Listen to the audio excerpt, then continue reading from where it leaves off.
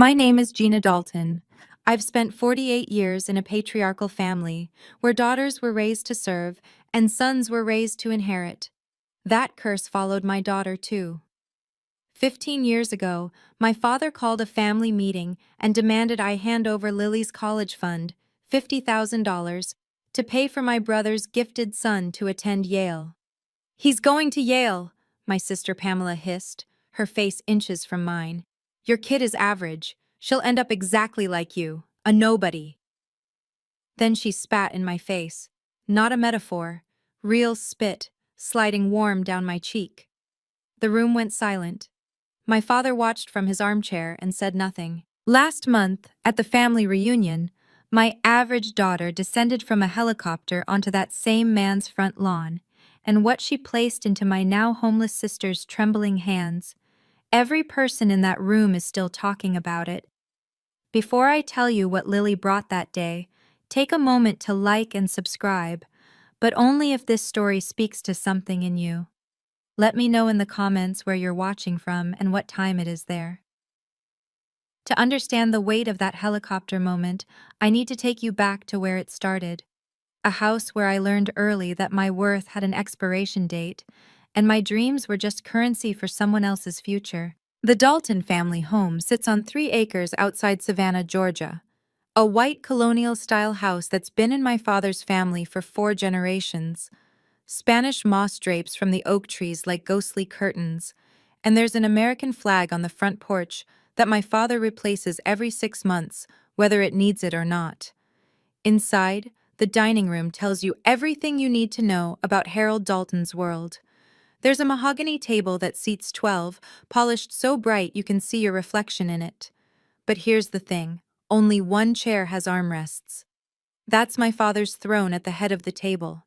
The rest of us sat on identical wooden chairs, though my brother Vincent's was always pulled closest to Dad, always. I'm the oldest of 3. Vincent came 2 years after me, the golden child, the heir, the one whose name my father said with pride. Then Pamela, 5 years younger than me, spent her whole life trying to be the daughter Dad actually wanted. And me? I was the ghost in family photos. I'm not exaggerating. Walk into that house today, and you'll see the wall in the hallway lined with frames. Vincent's high school football championship. Vincent's business school graduation. Vincent's first car dealership opening. There's even a framed newspaper clipping from when he made the local business journal's 30 under 30 list. An honor that lasted exactly 2 years before his dealership went bankrupt. My frames? There aren't any. I graduated valedictorian of my high school class. Top of my nursing program. 25 years of service awards from Savannah Memorial Hospital. But those achievements never made it onto that wall. Nursing, my father once said, swirling his Woodford Reserve bourbon, is just glorified maid work with a stethoscope. That wall taught me something early. In the Dalton house, accomplishments don't count unless you're born with the right anatomy. People assume I became a nurse because I couldn't do anything else. That's what my father thinks. That's what Vincent tells his wife when they need someone to feel superior to. The truth? I chose nursing because I wanted to spend my life actually helping people, not just talking about helping them. I've worked the emergency room at Savannah Memorial for 25 years. I've held the hands of people taking their last breaths. I've told mothers their children would survive. I've been punched, bitten, screamed at, and thanked in the same shift. I've saved lives, hundreds of them probably, while my brother was busy losing other people's money in failed business ventures. But none of that matters to Harold Dalton. My marriage didn't help my standing either. I married young, 22, to a man named Craig who promised me the world and delivered an empty apartment. He left when Lily was 3 years old, ran off with his secretary. Classic, right? He never paid a dime in child support, just vanished, like I was a chapter he could tear out of his own book. My father's response? Should have chosen better. That's what happens when you marry beneath your potential. As if I had any potential in his eyes to begin with. The only person who ever believed in me was my grandmother, my mother's mother, Margaret Brennan.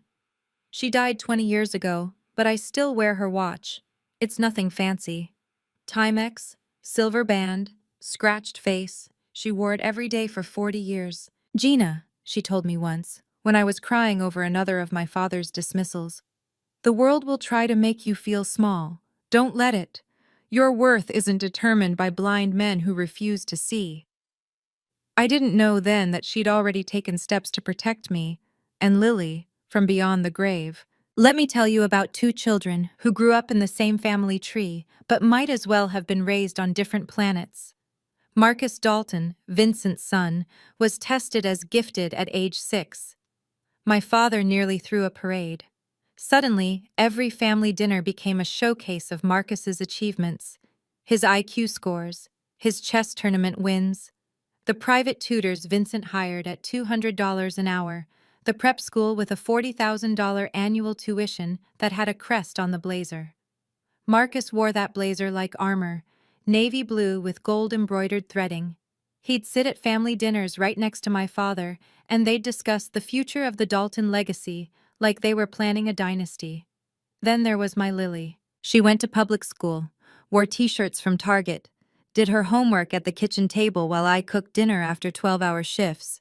Her grades were good, B+ average, sometimes A's, but nothing that made headlines. At family gatherings, Marcus got the seat of honor. Lily got tucked away at the kids' table in the corner, even when she was 16 and Marcus was 17. Even when she was taller than half the adults in the room. That boy is going to put the Dalton name on the map, my father announced one Thanksgiving, raising his glass toward Marcus. Then he glanced at Lily picking at her mashed potatoes. What's your girl doing these days, Gina? Still average? I watched Lily's shoulders stiffen. She didn't say anything. She never did. Just kept her eyes down and her mouth shut. I wanted to scream. Instead, I squeezed her hand under the table. Everything changed the spring Marcus turned 18, the day that cream-colored envelope arrived from Yale University. I still remember the phone call. Vincent's voice cracked like he was announcing the second coming. He got in. Marcus got into Yale. Full acceptance. Not waitlisted. Accepted. Within 2 hours, the whole family had gathered at my father's house. Someone brought champagne, Dom Perignon, the fancy stuff my father only opened for real occasions. And I mean real occasions, not birthdays, not anniversaries. He opened Dom Perignon when Vincent's first dealership got approved for a business license. He opened it when Marcus won the state chess championship at 14. He'd never opened it for anything I'd done. That night, I watched my 76-year-old father cry actual tears of joy as he embraced his grandson. A Dalton at Yale, he kept saying. Finally, a Dalton at Yale. Marcus stood there in his blazer, accepting the praise like it was his birthright, which I suppose it was. But here's the part nobody was talking about. Yale costs money. About $85,000 a year for tuition, room, board, and fees. 4 years meant $340,000. And Vincent? Vincent was broke. I didn't know the full extent then, but the whispers were hard to miss. His third business venture, some kind of car detailing franchise, had collapsed 6 months earlier. He'd already sold his vacation condo in Hilton Head. He and his wife Barbara had quietly moved from their 5-bedroom house to a 3-bedroom rental, which they explained away as downsizing for convenience. But champagne was still flowing, and my father was still crying, and nobody wanted to address the elephant in the room. We'll figure out the money, Vincent said that night, his arm around Marcus's shoulders. This is too important. We'll find a way. Looking back, I should have known that way would involve me. The call came 3 weeks later. I was at the hospital just finishing a double shift. 2 cardiac arrests, 1 stroke, 1 teenager who'd wrapped his car around a tree and somehow walked away with a broken arm. My feet ached, my back screamed. I wanted nothing more than to go home and collapse. Then my phone buzzed. Dad. My father never called me. Not on birthdays, not on holidays, certainly not on random Tuesday nights at 11 p.m. Family meeting, he said when I answered. His voice was the same tone he used when announcing Thanksgiving dinner times. No greeting, no small talk, just commands. Sunday at 2, the house. Don't be late. What's this about? You'll find out Sunday. He hung up. That night, I couldn't sleep. I called Pamela, hoping for some information. "Oh, this should be interesting," she said, and I could hear the smirk in her voice. "Just show up, Gina. You'll see." Something cold settled in my stomach. Before I went to bed, I opened my closet to find a dress for Sunday, and my hand brushed against the fireproof lockbox on the top shelf. Inside were the documents I never really thought about: Lily's birth certificate, my divorce papers, the deed to my small house, and a manila envelope from the law offices of Robert Whitmore, my grandmother's will. I hadn't opened it in years. I knew what was inside, the trust fund she'd set up for Lily's education, but it felt like ancient history now. Lily was 18, about to start community college in the fall. The trust would help with that. I almost put the box back without opening it. Almost. But something made me pull out that envelope. Something made me check the documents were still there. Grandmother's last gift to us, witnessed and notarized. I didn't know yet how much I'd need it. Sunday arrived like a sentencing hearing. I drove Lily to my father's house, both of us silent for most of the 30-minute trip. She stared out the window at the Spanish moss and the grand antebellum homes, her jaw tight. "Mom," she finally said, "do I have to go?" "Your grandfather specifically asked for you." "He's never specifically asked for me in my entire life." She wasn't wrong. The Dalton house was already full when we arrived. Vincent and Barbara sat on the leather Chesterfield sofa, looking uncomfortable. Marcus stood by the fireplace in a Yale t-shirt he'd already bought, though classes wouldn't start for months. Pamela and her husband Richard occupied the love seat, and Pamela shot me a look I couldn't quite read: satisfaction, anticipation, and at the head of the room, in his wingback chair beneath the oil portrait of his grandfather, sat Harold Dalton. "Everyone's here," he announced. "Good." No greeting for me, no acknowledgement of Lily, just business. My father launched into a speech about family legacy, about the Daltons' long history in Georgia, about how Marcus represented the future of everything we've built. His voice swelled with pride when he talked about Yale, the prestige, the connections, the doors it would open. Then he got to the point. "The problem," he said, "is funding. Vincent's had some business setbacks, temporary, but the timing is unfortunate. Yale expects the first year's payment in August." He turned to look directly at me. "Gina, I know you have money set aside for Lily's education, $50,000 if I'm not mistaken." My blood went cold. How did he know the exact amount? "That money," he continued, "would cover Marcus's first year. After that he'll have scholarships, work-study, loans, but we need that first year." "Dad," I started. "Let me finish." His voice was iron. "Marcus is going to Yale. Your girl is going to community college. It's simple math, Gina. That money would be wasted on her." Beside me, Lily stopped breathing. The room closed in on me. Vincent leaned forward on the sofa, his rehearsed compassion dripping like honey over broken glass. "Gina, we know this is a big ask, but you're the older sister. You've always been the responsible one. Marcus's future, the family's future, depends on this." "You've always been so practical," Barbara added, her pearl necklace catching the light. "Surely you understand that some opportunities can't be wasted." I looked at my father. "That money isn't mine to give. It belongs to Lily." "Lily." Harold said her name like it was a mild inconvenience. "Lily is going to community college. Maybe she'll transfer somewhere after 2 years. Maybe she'll get a job. Either way, she doesn't need $50,000 for that." "Marcus tested in the 99th percentile," Vincent pressed. "He's going to be a lawyer, maybe a senator someday. The connections he'll make at Yale." "And what about Lily's connections?" The words came out before I could stop them. "What about her future?" Pamela laughed. Actually laughed. She uncrossed her legs and leaned forward, her designer blouse stretching tight across her shoulders.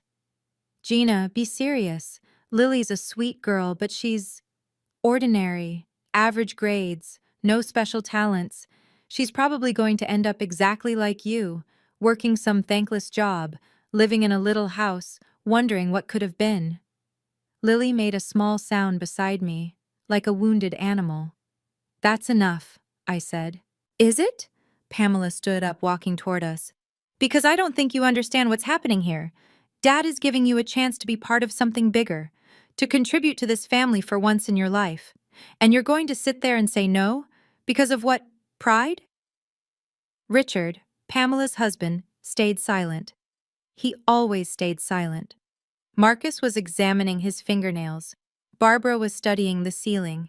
And my father simply watched, waiting for me to break. If you don't do this, Harold said quietly, you're not welcome in this family anymore.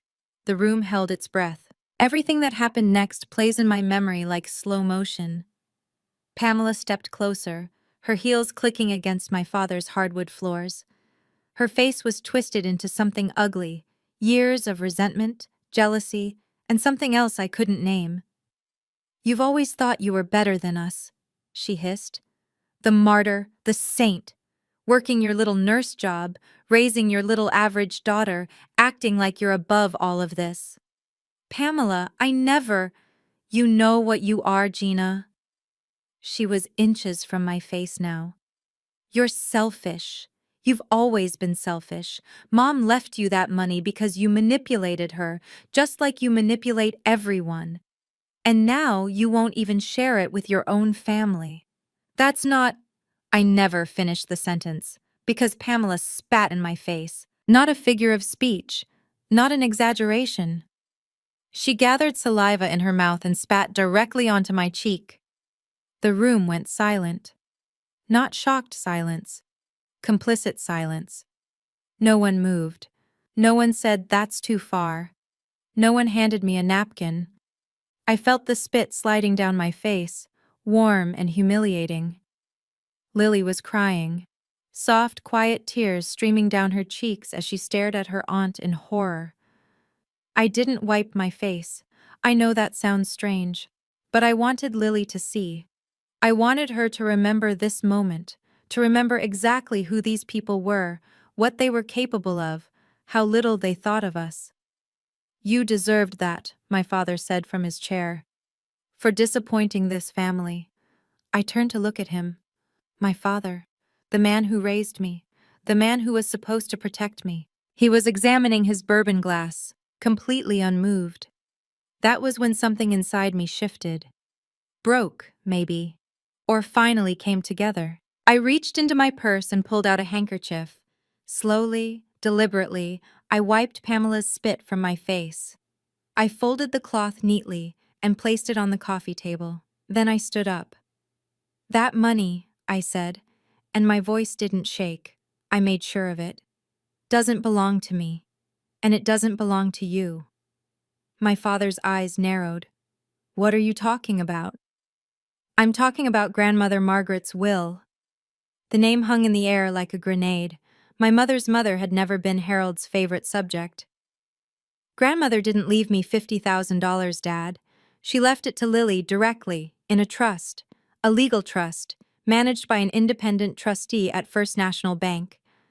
I don't have access to it. I can't withdraw it. I certainly can't give it to Marcus. Vincent was already sputtering. That's ridiculous. There must be a way to— There isn't. The trust is irrevocable. The only person who can access that money is Lily, and only for her own educational expenses. It was witnessed by Eleanor Brennan and notarized by the state of Georgia.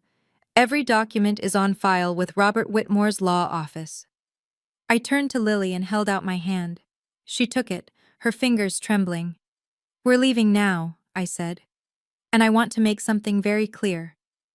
I looked at my father, at Vincent, at Barbara and her pearls, at Pamela, who was wiping her lips like she could erase what she'd done. Don't contact me again. Don't call. Don't write. Don't show up at my house. As of this moment, I have no family. My father's face went purple. If you walk out that door, I'm already gone. I walked out.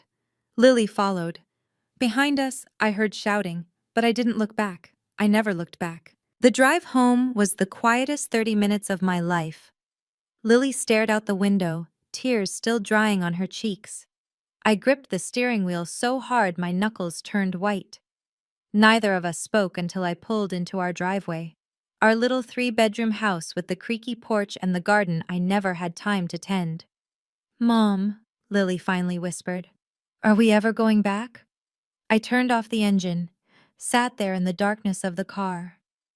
"No, sweetheart, we're not." She nodded slowly, like she already knew. Like part of her had always known it would come to this. The years that followed were exactly what my father predicted, and nothing like it at all. There were no Christmas cards, no birthday calls, no invitations to weddings or graduations. When Pamela's daughter got married, I found out from a Facebook post. When my father had a minor heart attack, no one called. I became a ghost. We both did. Our little house felt bigger without the weight of their expectations. Quieter, too. I worked my shifts at the hospital. Lily finished high school. We had dinner together most nights, something we'd never done when I was constantly driving to family obligations, constantly trying to earn approval that would never come. "It's just us now," Lily said one night, setting the table with our mismatched plates from Goodwill. "Is that enough?" I looked at my daughter, 18 years old, average grades, no trust fund beyond grandmother's modest gift, no connections, no legacy. "It's more than enough," I said. And I meant it. Losing my family hurt. I won't pretend it didn't. But keeping my integrity, teaching my daughter that some prices are too high to pay, that was the only inheritance I could give her that truly mattered. Okay, I need to pause here for a second. If you've ever been the black sheep of your family, the one who was always overlooked or underestimated, drop a comment below. I'd love to know I'm not alone in this, and if this story is resonating with you, maybe hit that subscribe button? Only if you want to see how this all ends. Now, let me tell you what happened during those 15 years of silence. I'm going to be honest with you. Those first years weren't some inspiring montage of triumph over adversity. They were hard. Grandmother's trust covered Lily's tuition at the local community college, but just barely. There wasn't enough for a university, not the kind with dormitories and meal plans and study abroad programs.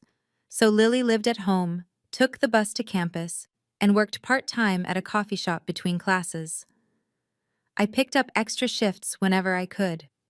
Night shifts, holiday shifts, the ones nobody else wanted. I sold my Honda Accord and took the bus for 2 years until I could afford a used Toyota with 120,000 miles on it. I canceled the cable, stopped buying new clothes, learned that rice and beans could be made interesting with enough creativity. Sometimes, late at night after a brutal ER shift, I wondered if I'd made the wrong choice. What if I'd given them the money? What if Lily had gone to community college anyway, and I'd kept my family? What if being loved, even conditionally, was better than being right? But then I'd remember the spit sliding down my cheek, the silence in that room, my father's face as he watched and did nothing. And I'd remember why. Lily never complained, not once.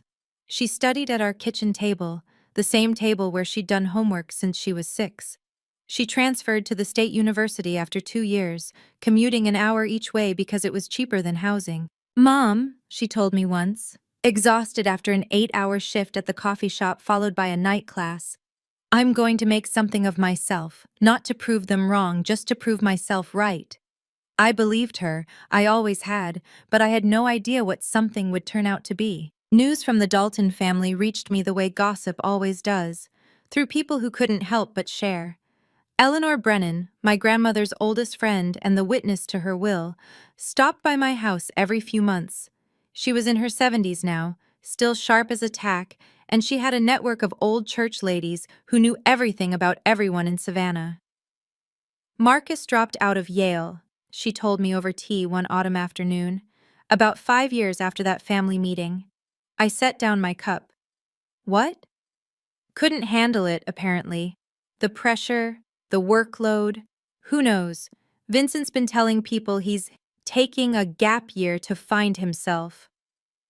Eleanor's voice dripped with the particular satisfaction of someone who'd seen this coming. That gap year is now 3 years long. I didn't feel happy about it. Not exactly. But I didn't feel sad either. And Vincent? Sold another house. Third one, I think. Barbara's been spotted at consignment shops. Eleanor shook her head. That boy never learned how to hold on to money, just learned how to spend it. What about Pamela? Eleanor's expression shifted. Something like pity crossed her face. Richard left her, took everything, the house, the savings, even the dog. She's been couch surfing with friends last I heard. I should have felt vindicated. Part of me did, but mostly I just felt tired. Your father still thinks Marcus will find his path, Eleanor added. He's been saying that for years now. Every time I see him at the pharmacy, he talks about Marcus like he's about to cure cancer. And me? Does he ever mention me? Eleanor hesitated. That hesitation told me everything. No, Gina, he doesn't. I nodded. It hurt less than I expected. While the Dalton empire quietly crumbled, something else was quietly being built. Lily graduated from State University with a 3.5 GPA. Not summa cum laude, not Phi Beta Kappa, nothing that would have impressed my father. She got a job at a small tech company, doing customer support. Entry level, $32,000 a year. It's not glamorous, she admitted, but they said I can learn programming on the job. She did more than learn. She devoured it. I'd come home from late shifts and find her hunched over her laptop at 2 a.m, lines of code scrolling across the screen. She'd converted her bedroom into a workspace, walls covered with post-it notes about something called algorithms and sustainable energy grids. I didn't understand any of it. There's this hackathon next month, she told me one night, barely looking up from her screen. Teams compete to build apps that solve environmental problems. Winner gets seed money from a venture capital firm. Are you going to enter? She finally looked at me. There was something in her eyes I hadn't seen before, a fierce, quiet determination. I already did, Mom. I built an app that tracks carbon footprints for small businesses, shows them exactly where they're wasting energy and how to fix it. Did you win? No, she smiled. But one of the investors asked for my card, said he wants to keep an eye on me. I didn't know what that meant, not then. But I remember thinking that my daughter, average Lily, Target t-shirt Lily, community college Lily, had a fire in her I'd never seen in Marcus, despite all his IQ points and private tutors. Mom, she said, turning back to her laptop, I'm not smart like Marcus, but I work harder than anyone I know. That has to count for something, right? Sweetheart, I said, smart without work ethic is just wasted potential. You have both. I realize now I should tell you the full story of Grandmother Margaret's gift, because it wasn't just money, it was a message. Margaret Brennan had been a school teacher for 40 years. She never made more than $35,000 a year in her life. She drove the same Ford Taurus for 20 years. She clipped coupons. She made her own clothes. And somehow, through decades of discipline and compound interest, she amassed $80,000. Her will, drafted by Robert Whitmore and witnessed by Eleanor Brennan, was specific.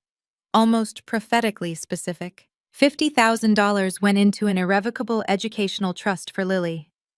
The trustee was First National Bank. Not me, not anyone in the family. The funds could only be released for tuition, books, and educational expenses, verified by receipts. No one could touch it. Not Harold, not Vincent, not even me.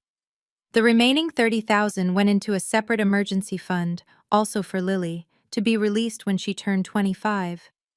But the part that still makes me cry was handwritten in my grandmother's shaky script at the bottom of the will. To my granddaughter Lily Dalton, the only quiet kindness in a family that forgot how to be kind. I leave this trust, to be used solely for her education and future. May it give you what they never did, a chance. My grandmother had seen it all coming. The favoritism, the dismissal, the way my father would always choose sons over daughters, gold over steady, flash over substance. She protected Lily before Lily even knew she needed protecting. Eleanor confirmed all of this when I finally asked, years later. Your grandmother rewrote that will 3 times, she told me, making sure it was airtight, making sure Harold couldn't get his hands on a single penny. Some angels don't have wings. Some angels have notarized documents. The phone call came 5 years before present day. I was getting ready for a night shift when my cell buzzed with Lily's name. Mom. Her voice was strange, shaky but bright. Something happened. My nurse instincts kicked in. Are you hurt? Are you okay? I'm okay. I'm more than okay. She took a deep breath. Do you remember that investor from the hackathon? The one who kept an eye on me? Vaguely. He just offered me $500,000. I sat down on my bed. I'm sorry, what? It took an hour for Lily to explain it all. The pitch meetings, the business plan, the prototype she'd built on nights and weekends while working her day job. The app she'd created had evolved into a comprehensive energy management platform for businesses. One investor saw the potential, then another, then a venture capital firm called Greenlight Partners. They want me to quit my job and do this full time, Lily said. They're calling the company GreenPath Technologies. They think it could be big, Mom, really big. I didn't know what to say. My daughter, the average one, the overlooked one, was being handed $500,000 to chase a dream I barely understood. What do you think? She asked, suddenly sounding like my little girl again. I think your grandmother would be proud. GreenPath's first 3 years were brutal. Lily worked 18-hour days. The company nearly folded twice, once when a key engineer quit, once when a promised contract fell through at the last minute. She lived in a studio apartment and drove the same old Honda Civic I'd given her when she graduated. But she never gave up. Year 4, GreenPath signed a deal with a major supermarket chain to retrofit all their stores with energy-efficient systems. That deal was worth $47 million. The invitation arrived in a cream-colored envelope with my father's address embossed on the back. Heavy cardstock, formal font, the kind of stationery that costs more than my grocery budget. You are cordially invited to the Dalton family reunion. Saturday, October 15th, 2:00 p.m. I stared at it for a full minute before I realized my hands were shaking. 15 years. 15 years of silence, and now this. An engraved invitation like nothing had ever happened. Like they hadn't spat in my face and cut me out like a tumor. I called Eleanor immediately. Did you get one too? I did. Harold's been having health problems, heart, mostly. Word is he wants to make amends before it's too late. She paused. I think his version of amends is getting everyone in the same room and pretending the last decade and a half was just a misunderstanding. I'm not going. I don't blame you. But 2 days later, Lily called me. Mom, I got a letter from grandfather. Throw it away. I already opened it. She was quiet for a moment. He wants to meet. Says he's heard things about me. Wants to see what I've made of myself. The nerve. The absolute audacity. You don't owe him anything, I said. I know. Lily's voice was calm. Too calm. But I want to go. There's something I need to do. Lily, I'm not going for him, Mom. I'm going for Grandmother Margaret. And maybe, she hesitated, maybe for us. To show them what average looks like 15 years later. Something in her tone made me pause. My daughter wasn't asking for permission. She was informing me of a decision. What exactly are you planning? Come with me, she said, and you'll see. I didn't know then what she had in store, but I knew my daughter. Whatever it was, it would be worth witnessing. 3 days before the reunion, Lily showed up at my house with a leather briefcase I'd never seen before. We need to talk, she said, setting it on my kitchen table. Inside the briefcase were documents, stacks of them, articles of incorporation, tax exemption certificates, board meeting minutes, all bearing the name Margaret Brennan Foundation. You started a charity? I asked, flipping through the papers. 6 months ago. It's a 501(c)(3, fully registered with the IRS. $5 million in initial funding. Lily sat down across from me. We provide scholarships and vocational training for women in difficult circumstances, single mothers, domestic abuse survivors, women who've lost everything and need a second chance. My throat tightened. You named it after grandmother. She gave me a chance when no one else did. This is her legacy, Mom, not mine. I looked at my daughter, really looked at her. She was 33 years old now, CEO of a company worth $200 million. But sitting at my kitchen table in jeans and a simple blouse, she could have been 18 again. There's something else, Lily said, her voice careful. I've been doing some research about Aunt Pamela. My stomach dropped. What about her? She's living in a women's shelter in Savannah. Has been for almost 2 years. She lost everything when Richard left. No job, no savings, no family willing to help. I thought of Pamela's face 15 years ago. The contempt, the spit sliding down my cheek. I want to offer her a spot in the Foundation's training program, Lily continued. 6 months of accounting certification, job placement assistance, and transitional housing, all free. After what she did to me? This isn't about forgiveness. Lily's eyes were steady. It's about being better than them. That's what grandmother would have wanted. My average daughter, my extraordinary daughter. The day of the reunion was unseasonably warm for October, 80 degrees with a sky so blue it looked artificial.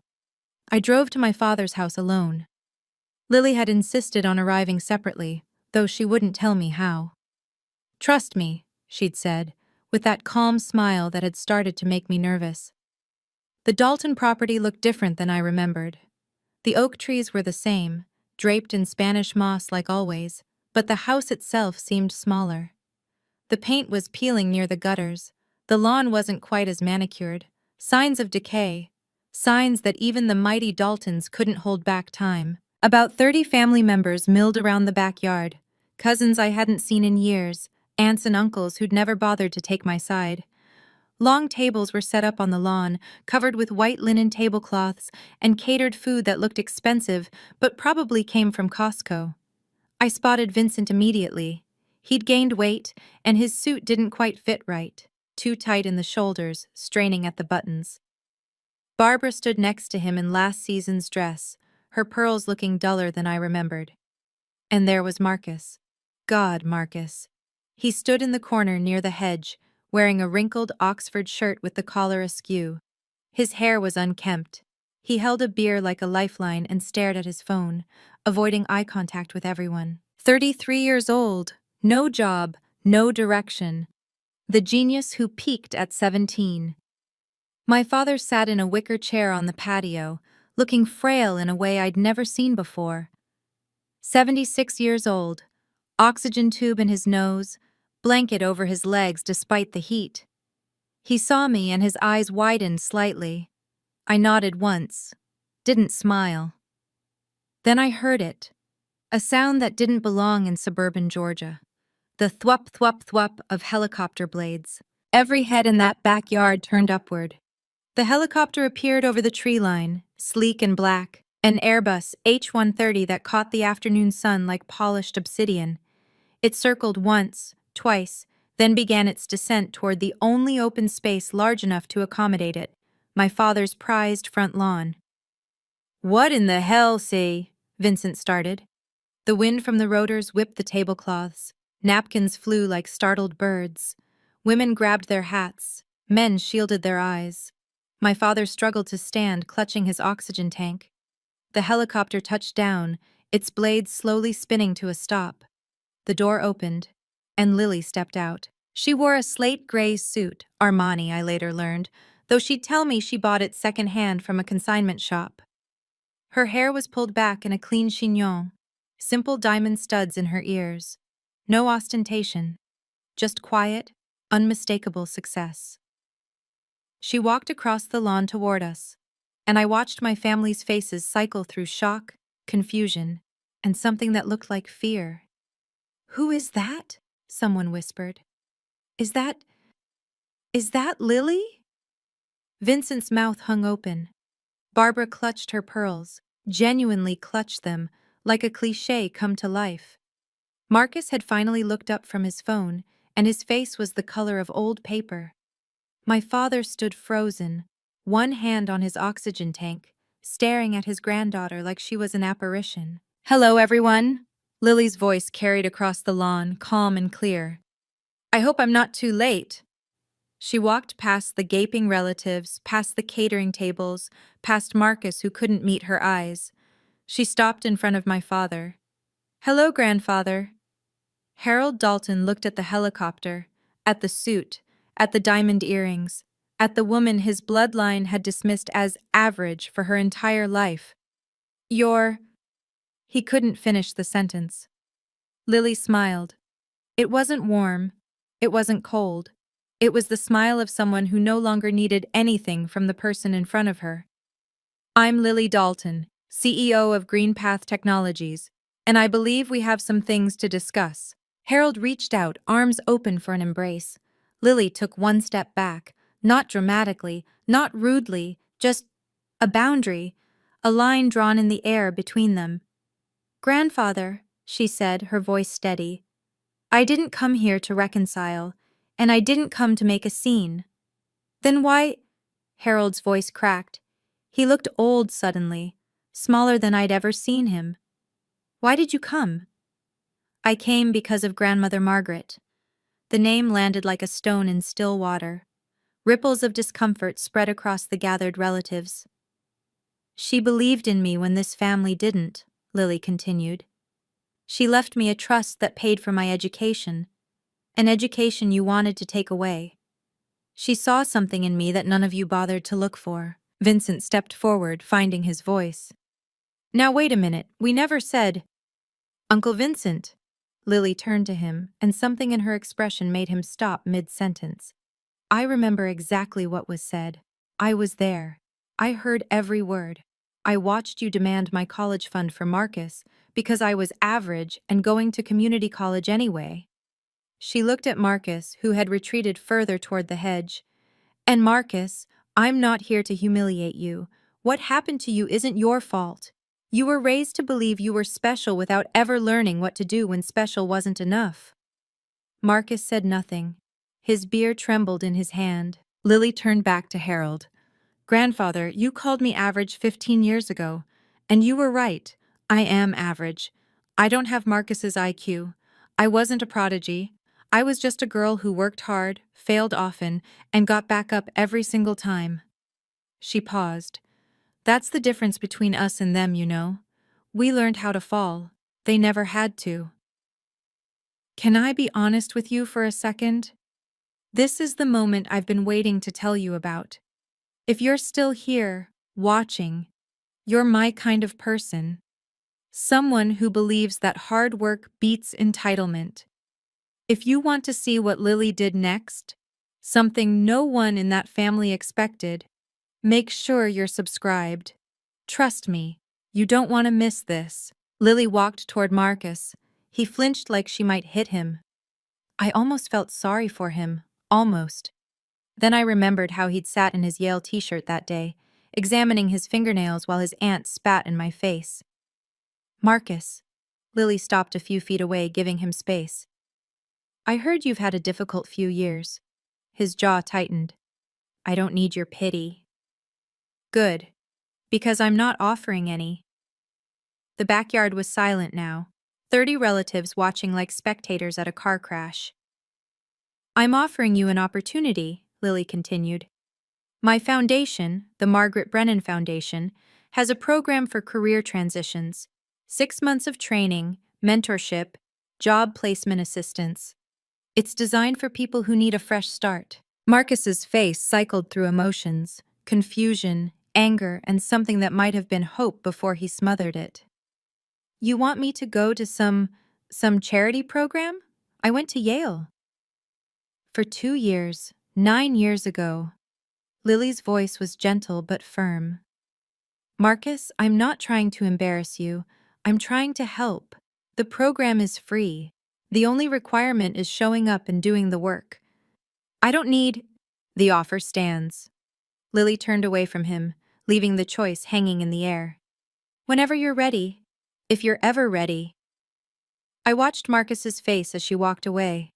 He was 33 years old, wearing a shirt that cost more than my monthly grocery bill despite being unemployed for years.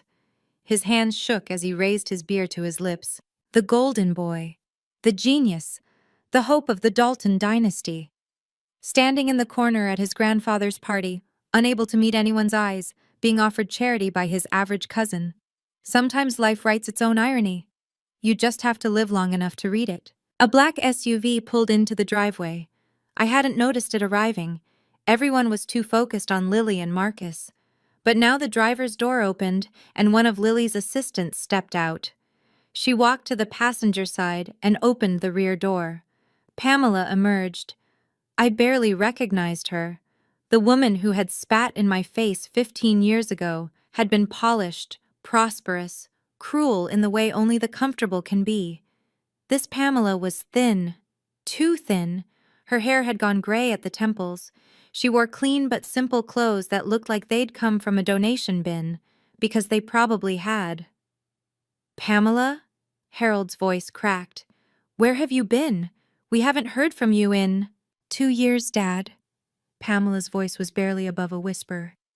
I've been in a women's shelter for 2 years. Richard took everything— the house, the savings, the investments. I didn't even have enough for a security deposit on an apartment. Vincent stepped forward. Why didn't you call? Why didn't you— I did call. Something flickered in Pamela's eyes. The ghost of the woman she used to be. I called you, Vincent, 3 times. You never called back.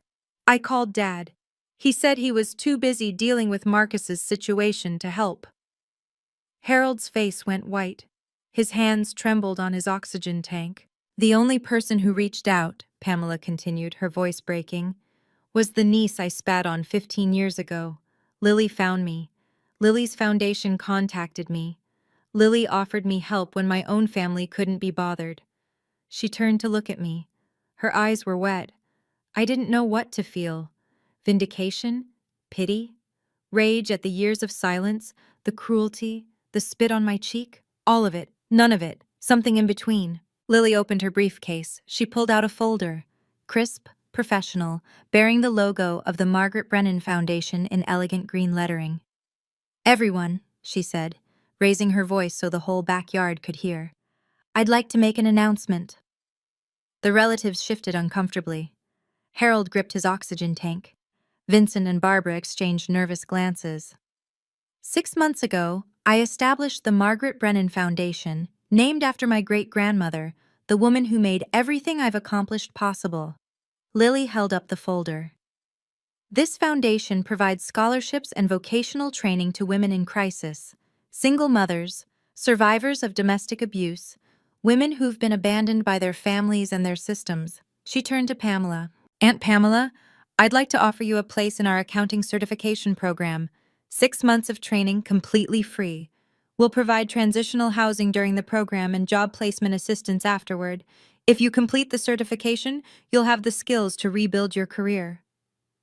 Pamela stared at the folder like it might bite her. I don't— She shook her head. I don't understand. After what I did to your mother. This isn't forgiveness. Lily's voice was clear as glass. What you did to my mom can never be undone. I remember the spit on her face. I remember the silence in that room. I remember you calling me average like it was a death sentence. The backyard was absolutely still, 30 witnesses holding their breath. But Grandmother Margaret believed everyone deserves a second chance, Lily continued. She gave me one when no one else would. This foundation is her legacy, not mine. And it's not about what you deserve, Aunt Pamela. It's about who I choose to be. She held out the folder. Pamela's hands were shaking as she took it. Tears streamed down her face. Genuine tears. The kind that can't be faked. I'm sorry, she whispered. Gina, I'm so sorry. I looked at my sister, at the woman she'd become, at the ruins of the person who'd once felt so superior. Keep the apology, I said quietly. Just don't waste the chance. Harold Dalton collapsed into his wicker chair. Not dramatically. His legs simply gave out, and he sat down hard, his oxygen tank clanking against the armrest. For a long moment he just stared at the ground, breathing heavily through his nose. Vincent rushed to his side. "Dad? Dad, are you okay?" "I'm fine." Harold's voice was barely a whisper. "I'm fine." But he wasn't fine. I could see it in his face, the crumbling of something he'd built his entire life around. The hierarchy, the certainty, the unshakable belief that he'd always known best. He looked up at Lily, then at me, then back at his hands. "Margaret," he said slowly, and I realized he meant my grandmother. "Always said I was wrong about you, Gina." Something in my chest tightened. I'd waited 15 years to hear those words, dreamed about them in my weakest moments, imagined how they might sound. They sounded smaller than I expected. "She was right," I said. "But I don't need you to agree anymore, Dad. I stopped needing that a long time ago." Vincent tried to interject. "Dad, this is ridiculous. Marcus has potential." "Vincent," Harold's voice was sharp. "Stop." The golden child fell silent. For perhaps the first time in his life, Vincent Dalton had nothing to say. Harold sat there, surrounded by the family he'd tried to mold in his image, looking at the granddaughter he'd dismissed and the daughter he'd abandoned. His empire of expectations lay in pieces around him. He didn't apologize. I didn't expect him to. Men like my father don't apologize. Their pride won't allow it. But his silence said enough. "Margaret's watch," he finally said, pointing at my wrist with a trembling finger. "You still wear it?" I looked down at the scratched Timex. "Every day." He nodded once, said nothing more. Lily came to stand beside me, and I took her hand. 30 relatives watched us, some with shame, some with confusion, some with the dawning realization that they'd been on the wrong side of history for 15 years. "I didn't come here to get revenge," I said, and my voice carried across the silent backyard. "I came because my daughter asked me to, and I stayed because I wanted her to see something." I turned to face Lily, then back to the crowd. "I wanted her to see that success doesn't mean becoming the people who hurt you. It doesn't mean rubbing their faces in their mistakes or making them feel as small as they once made you feel." Pamela clutched her folder to her chest, tears still streaming. Marcus had retreated so far into the hedge, he was practically part of it. Vincent and Barbara stood frozen like statues in last season's clothes. "My daughter built a company worth $200 million, I continued. "She could have bought this entire property and evicted everyone on it. She could have sent lawyers, made threats, taken what she wanted." I looked at Lily, and my heart swelled with something that had nothing to do with money, or helicopters, or business success. Instead, she started a foundation. She named it after the woman who believed in us, and she offered help to the people who hurt us, not because they deserved it, but because that's who she is. I squeezed my daughter's hand. "I used to think family meant taking whatever they dish out. I was wrong. Family is who shows up for you, not who shares your blood, and the blood we share doesn't obligate us to accept abuse." I turned toward the helicopter. "Goodbye, everyone. I don't expect we'll meet again." That was 6 months ago. Let me tell you what happened after. Pamela completed the accounting certification program. She graduated third in her class. Turns out, when you strip away the cruelty and the entitlement, there was a capable person buried underneath. She works as a bookkeeper now for a small firm in Atlanta. We're not close. I don't think we ever will be, but she sends Lily a card every Christmas. "Thank you for the second chance I didn't deserve." Marcus never took Lily up on her offer. He's still living with his parents. Vincent and Barbara moved into Harold's house after selling their last property. From what Eleanor tells me, he spends most of his time gaming and complaining about how the system is rigged against smart people. Some people can only learn lessons they're willing to hear. Vincent declared bankruptcy last year. The family home is mortgaged to the hilt, And there's talk of selling it to pay medical bills. The Dalton dynasty, 4 generations in the making, will end with assisted living payments and arguments about who gets the furniture. My father never apologized. Not that day, not since. Eleanor says he still talks about Marcus sometimes, still believes the boy will find his path. Some delusions are too comfortable to surrender. But he stopped talking about me entirely. And strangely, that feels like enough. As for Lily and me, she bought me a house last year. Nothing extravagant. 3 bedrooms, a garden I actually have time to tend now that I've retired early, a porch with a swing where I drink my coffee every morning. Mom, she said when she gave me the keys, you gave me everything. Let me give you something back. On the wall of my new living room, there's only one photograph. 2 women, mother and daughter, average and extraordinary, we're both smiling. These days, my life is quieter than it's ever been. I wake up without an alarm, something I couldn't do for 25 years of nursing shifts. I tend my garden, where tomatoes and basil grow alongside flowers I don't know the names of. I read books I never had time for. I volunteer at the hospital twice a week, not because I need to, but because I want to. Lily calls me every night, no matter how busy she is. GreenPath is preparing for an IPO next year. The projections say the company could be worth $500 million. My daughter, the CEO. My daughter, the one they said would never amount to anything. But here's what I want you to understand.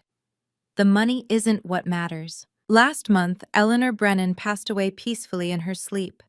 She was 92. At her funeral, I found a letter she'd written for me years ago, tucked into her will. Inside was another letter, this one in my grandmother's handwriting, dated 3 months before she died. My dear Gina, it read, by the time you read this, I will be gone, and I hope you will have proven everyone wrong, including yourself. Your father sees the world through a lens I cannot change. He was raised to believe that women are supporting characters in men's stories. That is his tragedy, not yours. You are the heroine of your own story. So is Lily. Never let anyone convince you otherwise. All my love, always. Grandmother Margaret. I sat in my garden and cried for an hour. Not sad tears, grateful ones. My grandmother believed in me when no one else did. She protected my daughter before my daughter even existed. And somehow, across the barrier of death, she found a way to tell me one more time. I was enough. I always had been. So what's the lesson here? I've thought about it a lot, and I think it's this. You cannot make people see your value. You can only live it. For years, I tried to earn my father's approval. I excelled in school. I built a career. I raised a daughter alone. None of it mattered to him, not because my achievements weren't real, but because his vision was broken. He couldn't see what he'd decided not to look for. I wasted so much energy trying to prove myself to someone incapable of being convinced. If you're watching this, if you've been the overlooked one, the average one, the child who never quite fit the mold your family wanted, I want you to know something. Their blindness is not your failure. Your worth is not determined by people who refuse to see it. It never was. Some people will only value you when you no longer need their validation, and by then, their opinion won't matter anyway. Set your boundaries, protect your peace, walk away from tables where you're not welcome, and build your own table instead. You don't have to prove them wrong. You just have to prove yourself right, to yourself. My grandmother knew that. Lily learned it. I'm still learning it, every day, in my garden with my coffee and my scratched Timex watch. Some apologies never come. Some families never change. Some golden children never learn to fail, and some fathers never learn to see. But you can learn to let that be their loss, not yours. Lily landed a helicopter on my father's lawn last month. But the real victory wasn't the helicopter or the company or the money. The real victory was knowing, finally, completely, irrevocably, that we had never needed them at all. We just needed us. Before I go, I want to share something a therapist once told me about my father. Harold isn't a monster, she said. He's a product. He was raised in a generation that taught men their worth came from legacy, from sons, from inheritance, from family names on buildings. Daughters were investments in other families. Sons were investments in yourself. She helped me understand that my father's cruelty wasn't personal, it was programming. 3 generations of Southern patriarchy, distilled into one man who genuinely believed he was doing what was right for the family. That understanding doesn't excuse what he did. It doesn't erase the spit on my face or the years of silence or the way he looked at Lily like she was nothing, but it explains it. And explanation helped me let go of the anger that was eating me alive. My father will die believing he was right. Marcus will probably spend his life blaming everyone else. Vincent will keep chasing the success that always slips away. That's their story. It doesn't have to be mine. If you're holding on to rage at someone who hurt you, a parent, a sibling, a family that failed you, I want you to know you're allowed to let that go. Not for them, for you. Carrying someone else's poison doesn't punish them. It only burns you. That's my story. If it touched something in you, I'd love to hear yours. Drop a comment below, or just hit like if you're not ready to share yet. Either way, you matter. You always did. And if you want more stories like this, check the description for others that might resonate with you. Thank you for listening. Really. My name is Gina Dalton. I was the wrong child in a family that only valued sons, and I turned out just fine.